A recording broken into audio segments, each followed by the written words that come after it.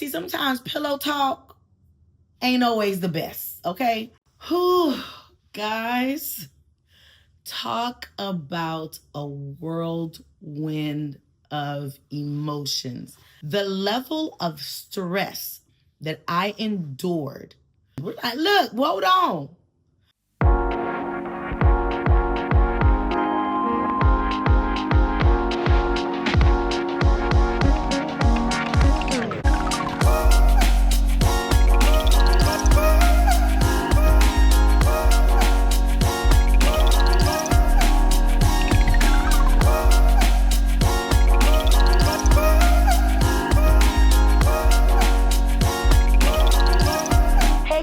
Dr. Ann here, and welcome to another episode of Unscripted.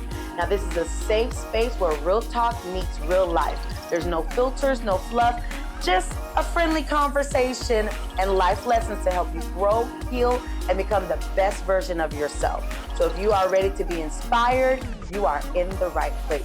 Now, be sure to subscribe, hit the notification bell. Now, let's get started in our conversation.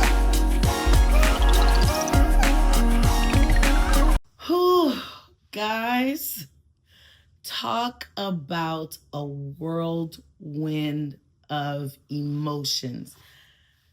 This past month and a half has been such a trying, stressful, and at points depressing time or moment in my life.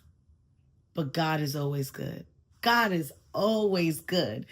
So many stories to share, so many things to tell you guys, but I am going to focus on one. And that one is the fact that my husband and I just closed on our first home together. I'm super excited, but baby, let me tell you how difficult, challenging, exciting the process was, and the lessons that I learned along the way. So let me start from the beginning. Let me actually go back to 2020. 2020, my realtor at that time, such a joy. Her name is Shanita. She helped me find my first home. I ended up purchasing a 3-bedroom, 2-bath condo in a beautiful community. It had everything that I wanted, everything that I needed. It was a nice home. I took my time to decorate it, made it feel like home, right? And I had no intentions of moving out of it for at least 10 years. Part of the reason being is because to get the home, the level of stress that I endured with getting this home. You guys got to remember, in 2020, we were dealing with COVID, right? And so at that time, in terms of the housing market, they didn't know what to make of it. So literally one day they would say, "Oh, you're approved. You soon get your clear to close." And the next day, "Oh, the rules changed, so we need this and need that, and you wouldn't qualify." Like, it was just such a stressful period of time that I was straight up was like, listen, I don't need to get a home. I'll live in apartments where I'm guaranteed a place to stay and so forth. Like, maybe I'm biting more than I can chew. But my realtor, she was like, "Look, girl, just be patient. They're trying to figure out the market, and we'll figure it out." She was just forever my cheerleader. We ended up getting a home, which is the home that I talked about earlier on, 3-bedroom condo. It was beautiful. It was great. Just what I needed at that time. So then 5 years later, I ended up getting married to the love of my life. And before we got married, one thing that we were talking about, like, the different things that we wanted to accomplish, right? We knew we had like a list of things that we wanted to accomplish this year, and then our list of accomplishments for 2026. Part of the 2026 accomplishment was for us to get a home. I don't know what it was. I don't know what we were feeling. I don't know. See, sometimes pillow talk ain't always the best, okay? Because I don't know what happened in October. We were talking about our goals and so forth for 2026. And, we said, let's just see what the market looks like. Let's just find out, how much our home would sell for, how much it would cost to purchase a home, all of that. Okay. We'll just kind of get a lay of the land, if you will, right? Not making a commitment to anything, etc. I then reached out to my realtor this go around, Amber, and I just wanted to know, hey, just kind of give me an idea in terms of the cost of living. If we were to get a 4-bedroom home, I just gave her, here's our wish list. What would a home like that cost us? Listen, I don't know what happened. We started, like I said, we started looking at a home. We started looking for a home to get a feel for the market. I want to say it was like October 10th, right? For us to move in early 2026, first quarter 2026. So anywhere between January and March of 2026. And after speaking with Amber, I was like, maybe God has a different plan. Because when we reached out to Amber, and again, we're just exploring our options. This because planning is huge for me. I am a planner. That's both a good thing and a bad thing, even within this whole buying process. Next thing I know, now mind you, we made a decision to look into it October 10th. By October 17th, let me say that again. We were looking, we decided to start looking at houses so that we can get the lay of the land October 10th. By October 17th, we were actively looking for our next home. We ended up deciding that, okay, let's kind of push up the moving date to maybe December, end of December, so that we could start the new year in our new home. So we put our house on the market. I believe on the 17th, we put our house on the market. Now, that was kind of a risk. What we thought was, because we saw the other homes within my community, we saw what they were being sold for. And we saw that most of them, they were being sold like within 4 to 6 months. So the thought was, let's put our house on the market. We will probably purchase our home within the next 2, pushing it 3 months. So if we had 2 mortgages to pay, it would only be for maybe about a month or so. Okay, that was the thought. Well, we put the house on the market on the 17th. We hosted an open house on October 25th. And that open house changed everything. We had several offers rolling in. Several. And then we ended up getting an offer that we could not turn down. We ended up getting this cash offer we couldn't turn down. And so we accepted the offer. But the lady said she wanted us out of there. She wanted to close on November 7th. We're like, look, hold on. Like, we just put this thing out on the market. It's been maybe 2 weeks that it's been on the market. We need to find a place for us to stay. So the compromise was, hey, let's close on November 17th, because surely we will find our dream home by that time. Well, within a week, we found our dream home. We found the home that was just right for us. Amber worked her magic with the help of her amazing husband, Troy. They worked their magic. Amber was able to find us a home that had pretty much everything that we asked for. In fact, plus, because we wanted a 4-bedroom, 2-bath home. We were willing to settle for a 3-bedroom, 2-bath if there was a large yard. Well, she ended up finding a 4-bedroom, 3 full-bath home with a yard. And it is a beautiful, beautiful home, about 2,300 square feet, just nice cathedral ceiling. Like, it was everything that we needed, the flooring that we needed or that we wanted, everything that we had asked for, and then some. So she did a wonderful job. We've checked other homes, but this house, we're like, this is our home. Super excited. They're like, let's kind of get the ball rolling. At this time, it was probably like the end of October. Let's get the ball rolling because we need to be out of the house on the 17th. And it'll be great if we did like a double close on that day. That was the plan. Then we even said if we needed to push it back to where the closing would be on the 24th, that'd be fine. My husband and I, we would have moved into Airbnb for a week, and that would have been that. So things were going great.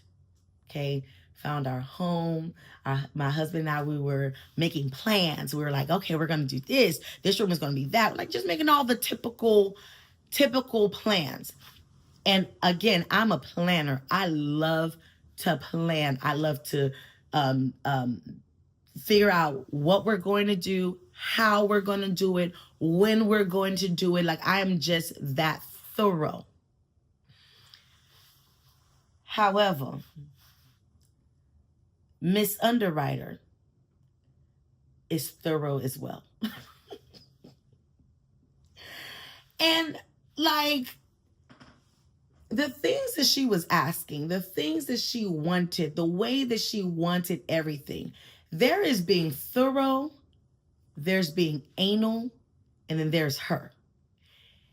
And she was such a thorn on my side. Like to me, it got to the point where that her request was just ridiculous. I'm not going to lie.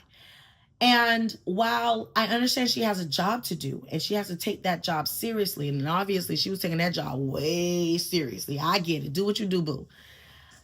What was discouraging was in the attempt for people within the team, not necessarily my broker and realtor, but those within the team, in their effort of encouraging me, it became a discouragement.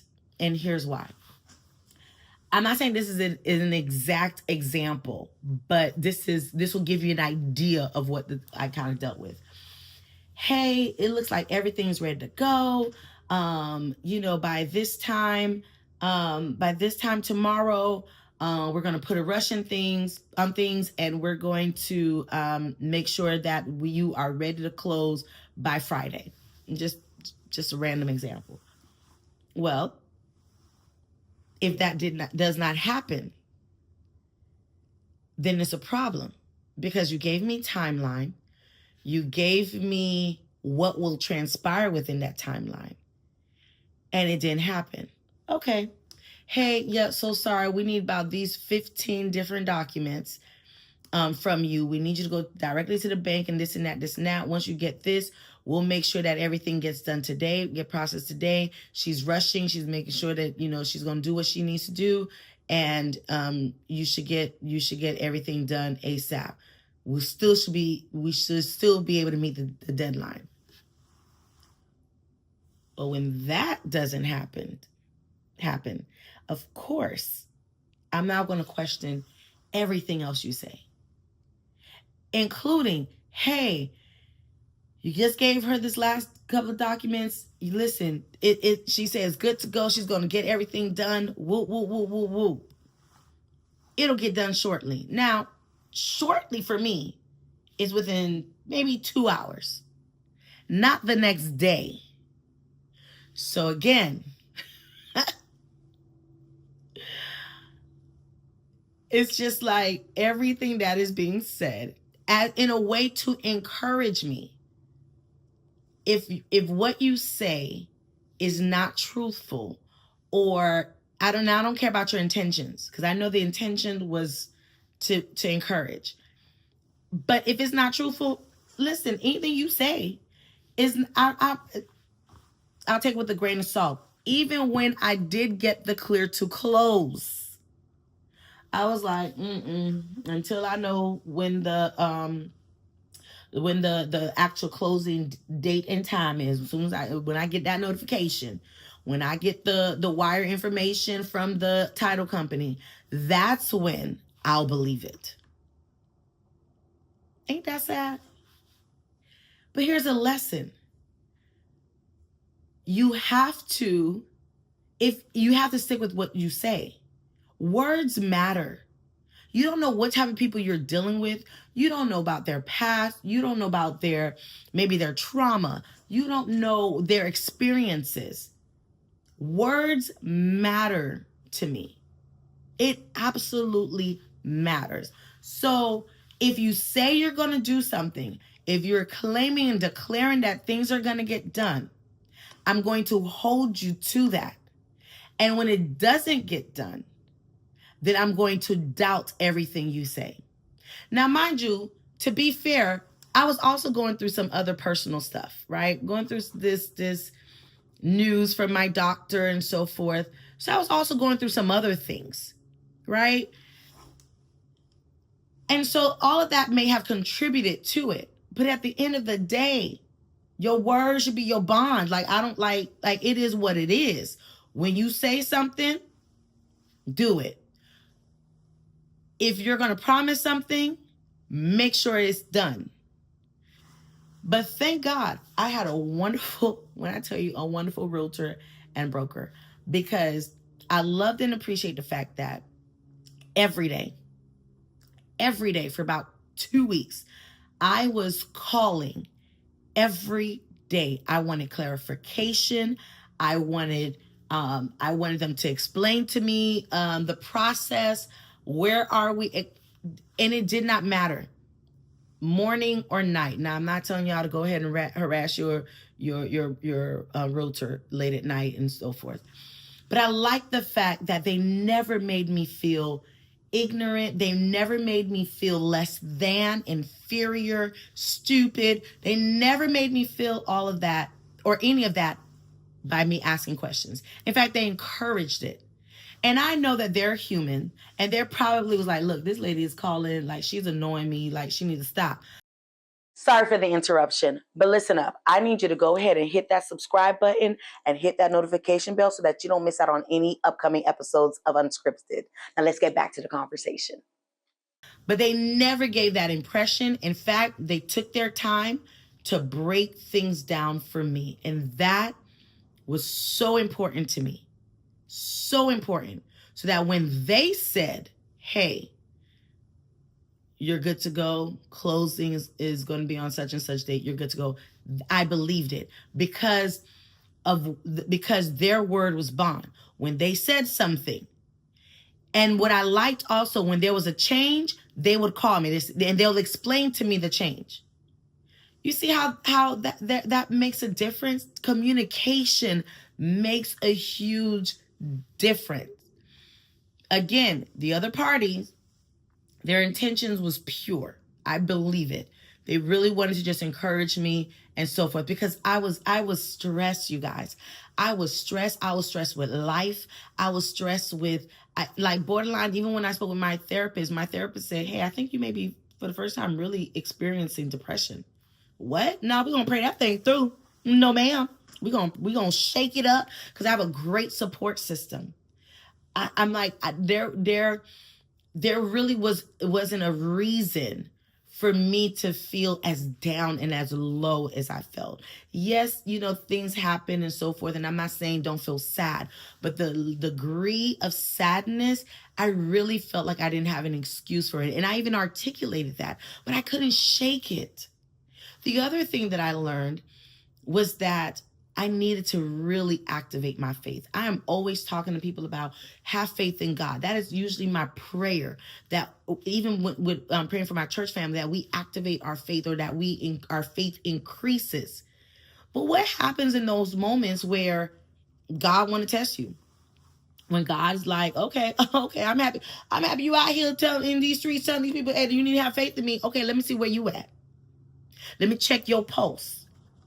And I'm not going to lie. There were times where I was just like, I don't know. Part of that was because of a decision that I made. At one point, we said the closing was going to be on the 24th. That's what I was told. And so I said, bet, let's talk to the owner and let's see if he would permit us to go in a week prior. Now, why I wanted to go the week of the 17th is because I wanted to make sure the contractor goes in and just apply a fresh coat of paint in the interior. That house been sitting for several months. So the lawn needed a little bit of TLC. So I wanted to get the lawn care people to just come and cut down trees and trim and do whatever that they do.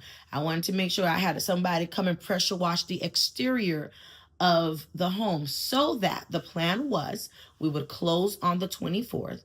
On that day, we would do a clean the house from top to bottom.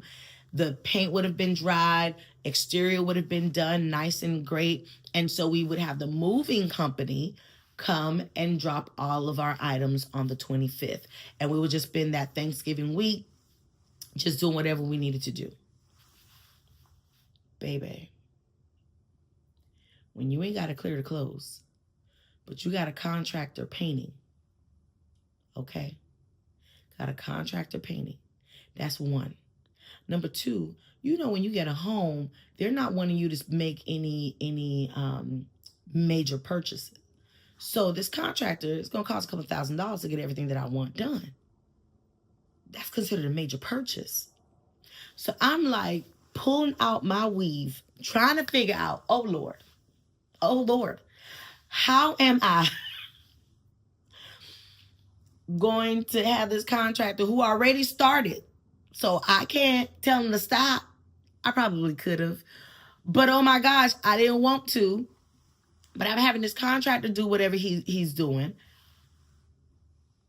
I can't hold up. I'm waiting for them to tell me rather when the closing is going to be. How am I going to pay this man? He has a crew that's depending on him. And mind you, Thanksgiving is the following week. I'm sure that they would appreciate their check so that they can make sure that their family, that they're doing okay. And business is business. Like, people are going to want to get paid.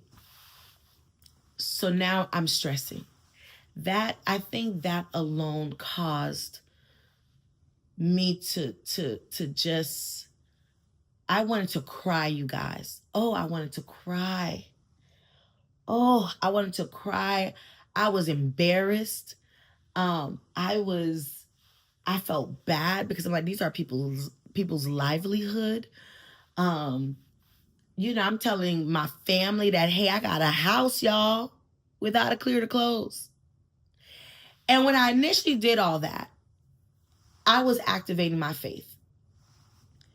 But day by day, especially when things that were said that would be done wasn't getting done, or we weren't seeing the results that they thought that I would get within a certain time frame, my faith level started to decrease. Just lower and lower and lower. Listen, y'all, my faith level. Oh my gosh. So now I started to worry. I started panic. I just like, oh my gosh. Didn't know what I was going to do. But thank God I have a husband who, he was like, listen, by the end of this week, we're going to get it clear to close. Which, by the way, he was right. He said, baby, God supplies all of our needs. Even if things don't go according to our plans, God has a plan and he's going to take care of us. Like, he was just giving all these words of encouragement, y'all, and it was great. It was just what I needed. But I didn't receive it. I didn't receive it. Listen, because I know that God is a sustainer. God is a provider. God has our back. I know that. But when you are going through some of these things, you have got to remind yourself that God is a sustainer. God will never leave me nor forsake me. God got me. God said that he's going to give me this home. I prayed for it. And I know, I expect God to do it. You got to remind yourself. And I wasn't reminding myself. I wasn't reminding myself. I just got stuck on, we're supposed to close already. What's going on? Everything's supposed to be great. And because the underwriter, like every day was like something new, I literally would wake up with anxiety. What is she going to want today? What is she going to ask for today? It became an anxiety situation. And it brought me back to when I purchased my first home. So much so that honestly, when I did get the clear to close, I wasn't, like I said, I wasn't even excited. I was like, oh, okay, thanks. Got the whole email and oh, woo, woo, woo. They had a little confetti stuff and thanks. Still waiting for the date of the closing. And so what that taught me is that you have to be careful not to get stuck in a rut, that you have to praise your way out of it. You do have to apply some measure of faith. You do have to pray through it. I know it sounds cliche-ish. I know that sometimes that's not what we want to hear. But that doesn't change the fact that it works. It doesn't change the fact that it works. I started I just decided, you know what? I'm going to start praying. I'm going to start praising. I'm just going to expect God to do what he does. And now we have our home. God did what he did. Was it easy? No. Was it stressful? Yes. Did it cause a measure of anxiety? Did the process start all that? Yeah. When my faith wavered, anxiety kicked in. The other thing that I also learned through this process is that sometimes over planning is not the best. Now, that is a hard pill to swallow because I take great pride in the fact that I'm notorious planner. I love to plan, and I love to see that plan come to life. However, I wanted things to be so perfect that when it wasn't perfect, I wasn't only stressing myself out, I was stressing out my family, my loved ones, my friends. I was stressing them out. And you got to be careful with that because that may turn people off from supporting you, being there for you, etc. Also, if you're supposed to, because I'm a firm believer that when you plan something, you give it to God. And God may be like, oh, bet, I'm happy that you're planning whatever, but I'm going to change some things here and there. Why? Because, there may be some lessons I may need you to learn. Or, hey, there's a better way of doing this. I want to present different things for you. So you have to be flexible. And I was not flexible. I was not flexible in this process. And it only caused me to have heartache, pain, moments of depression and so forth that I could have avoided if I really just had faith in God. If I really just was a little bit more patient in the process. But I'm so happy I learned those lessons because, baby, let me tell you something. I do not want to have to go through that again. I don't want to. I'm like, Jesus, lesson learned. Lesson learned. You ain't got to test me with this one. I learned it. But God is so good. God is so good because we have our home. There's so many things that we have in the works for 2026. 2026 will be our year. My husband declared that. He's like, I believe that 2026 will be our year for X, Y, and Z. And I so agree. I'm in on one accord with him that 2026 will probably be the biggest year of our lives in terms of achievement, prosperity, in terms of blessings. 2026, and mind you, we've been blessed. Oh, we've been blessed. God has been so good to us. But 2026, listen, we are expecting big things to happen because God is so good and we will forever just remain faithful. All right, y'all. So I'm hoping and praying that 2026 that it would be a year of prosperity for you, that your heart's desire, whatever your heart's desire, that you will get it. We do have another episode this month, but let's start planning for 2026 now. Let's start declaring some things for 2026 now. Let's start planning for 2026 now, and then give it to God. Give it to God. Activate your faith. Do the work to get those things done, because you ain't just going to give it to God and not do nothing. Okay? Faith without works is dead. So you got to get work done. You got to do the work. You got to be willing to do the work. But let's start this now. Let's not wait till January 1st. Let's start this now. All right, y'all. Until next time. Deuces. Thank you for watching this episode. Now, I want us to get to know each other a little bit better. So I want you to follow me on Instagram and Facebook at Works by Dina, and also on TikTok at Works by Dina, the number 7. Until next time.